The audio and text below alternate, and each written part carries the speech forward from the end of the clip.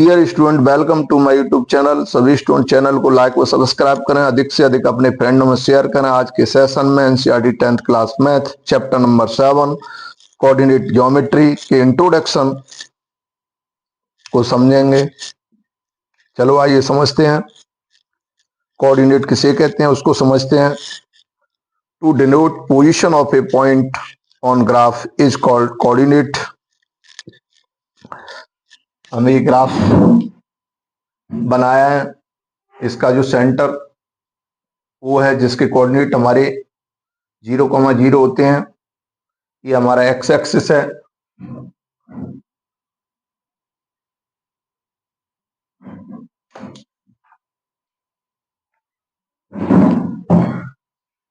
ये हमारा x axis है, ये वाई एक्सिस है, ये एक्स डैश एक्सिस है और ये वाई डैश एक्सिस है।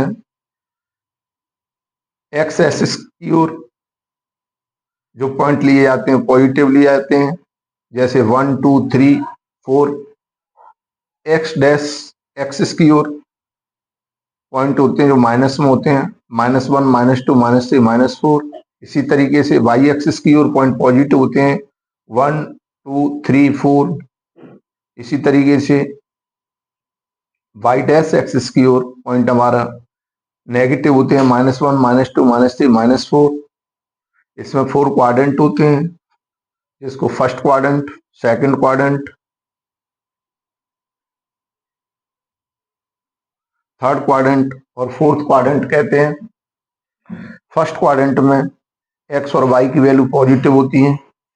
सेकंड क्वाड्रेंट में एक्स की वैल्यू नेगेटिव होती है, वाई की वैल्यू पॉजिटिव होती है। थर्ड क्वाड्रेंट में एक्स और वाई दोनों की वैल्यू नेगेटिव होती है। फोर्थ क्वाड्रेंट में हमारी एक्स की वैल्यू तो पॉजिटिव होती है और वाई की वैल्यू हमारी नेगेटिव होती है। Next, distance formula. ये हमारे दो पॉइंट ए और बी हैं जिनके कोऑर्डिनेट x1, y1 ए के कोऑर्डिनेट हैं, बी के कोऑर्डिनेट है हमारे x2, y2।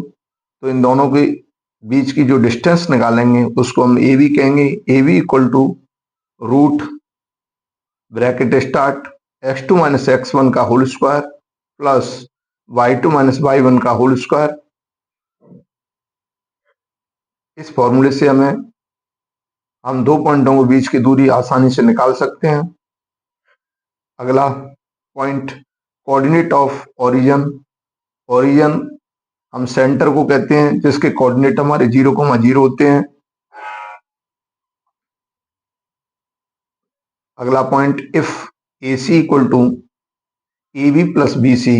यदि ए सी की वैल्यू ए बी और बी सी के सम के इक्वल आती है, तब हमारे पॉइंट ए और बी एंड सी, तब point A B and C are कॉलोनियर।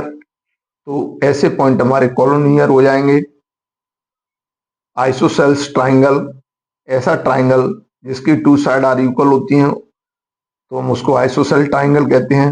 ऐसा ट्राइंगल जिसकी तीनों साइड डिफरेंट होती हैं अर्थात अलग अलग होती हैं, ऐसे ट्राइंगल को हम स्केलेटन ट्राइंगल कहते हैं। अगला ट्राइंगल, इक्विलेटरल ट्राइंगल। ऐसा ट्राइंगल जिसकी 3 साइड इक्वल हो तो हम उसको इक्विलेटरल ट्राइंगल कहते हैं। अगला point, coordinate of mid point. A और बी दो हमारे पॉइंट हैं।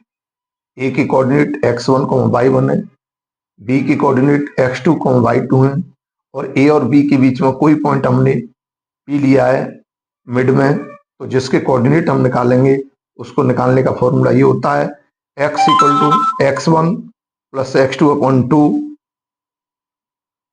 y equal to y1 plus y2 upon 2।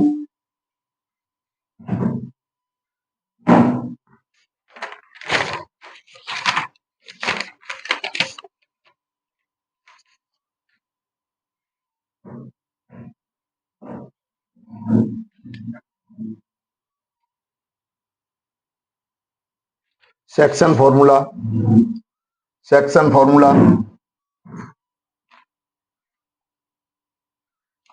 ए और बी दो पॉइंट हैं, उस पर कोई पॉइंट पी लिया गया है और इनका जो रेशियो में हमने m1 और m2 मान रखा है। तो ए के कोऑर्डिनेट हमारे x1, y1 है, बी के कोऑर्डिनेट x2, y2 हैं। जो हमने पॉइंट पी लिया है उसके कोऑर्डिनेट हमने xy माने हैं। तो जब हम xy फाइंड करेंगे तो उसका फॉर्मूला हमारा होता है x equal to m1 x2 plus m2 x1 upon m1 plus m2 y equal to m1 y2 plus m2 y1 upon m1 plus m2। अगला point, if area of triangle equal to 0, यदि किसी triangle का area 0 आता है तब हमारी क्या condition बनती है?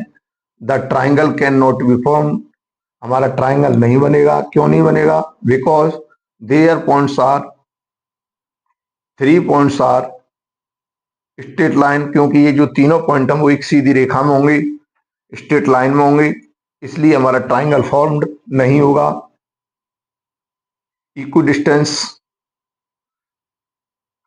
की पोजीशन में एट एक्स एक्सिस पे y इक्वल टू 0 होता है और एट y एक्सिस पे x इक्वल टू 0 होता है। फॉर स्क्वायर के लिए क्या कंडीशंस होती है? 4 side are equal and diagonals are equal, square की चारों साइड इक्वल होंगी और उसके डायगोनल भी हमारे इक्वल होंगे। फॉर रोमस के लिए 4 साइड आर इक्वल, चारों साइड इक्वल होंगी। रेक्टेंगल के लिए क्या कंडीशन बनती है? Opposite side and diagonal are equal, rectangle में अपोजिट साइड इक्वल होंगी और उसके डायगोनल इक्वल होंगे। Parallelogram, opposite side are equal but diagonal are not equal. Parallelogram में हमारे अपोजिट साइड तो इक्वल होंगी लेकिन उसके डायगोनल इक्वल नहीं होंगे। एरिया ऑफ ट्राइंगल फॉर्मूला होता है हमारा 1/2 bracket start x1 y2 minus y3 plus x2 bracket start y3 minus y1 plus x3 y1 minus y2। आज के सेशन में हमने NCERT 10th class math chapter number 7 के कुछ इंपॉर्टेंट फॉर्मूले समझे। अगले सेशन में फिर मिलेंगे। सभी स्टूडेंट चैनल को लाइक और सब्सक्राइब करें, अधिक से अधिक अपने फ्रेंड में शेयर करें। Thank you.